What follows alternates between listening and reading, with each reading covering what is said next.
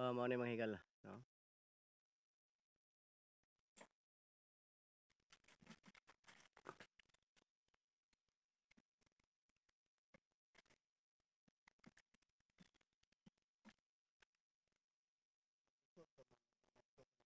Lisod ka dyan lagi.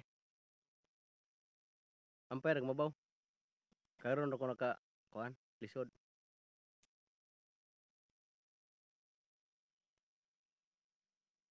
So, lalagyan natin ito ng kabanata mamaya kung ilang galon to. Tinant lang ako dito. Kumbaga sa lupa, tinant. Hired lang ako. Sige, liwala lang ako na. Atong kupusan na rin. So, sa tingin namin, itong balde, hindi kasyayo sa hani. Pagkarami. No? Okay.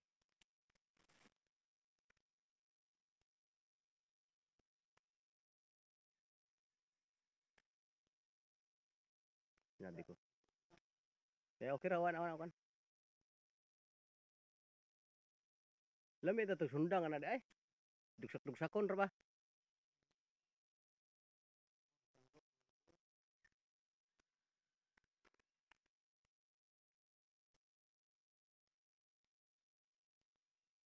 Kasi ito pong honey kasi, the main beneficiary is the human being. Bakit ko sinasabi to? Dahil ang drone, ang trabaho niya is to meet the queen.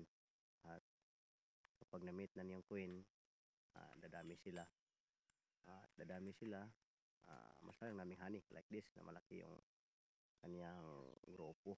So, sabi ni Jesus Christ, sabi sa Biblia in the book of Proverbs, na honey is good for the body. Kumain ka ng pulot galing sa bahay ng putyukan. Yun ang sinasabi. It is because it is a complete, mayroon tayo sing honey na complete vitamins and minerals para sa katawan ng tao. Good for the body. At sinasabi, huwag namang kumain ng sobra dahil isusuka mo. Sabi sa Proverbs chapter 25. Of course, tataas yung glycemic level mo. Magsusuka ka. Kung hindi mo naman masuka, ang mangyari ay malasing ka. Nakakalasing kasi ang kasi dapat di susobrahan eh.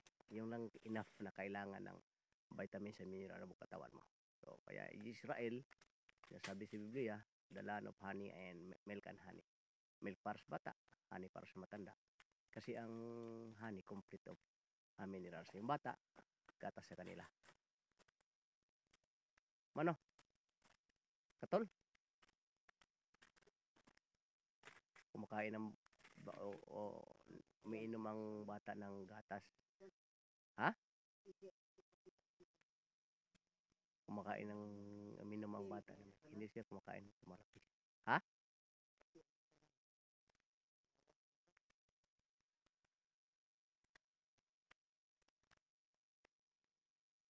Complete minerals, hindi ka nakakakanguya, wala ka ng ngipin.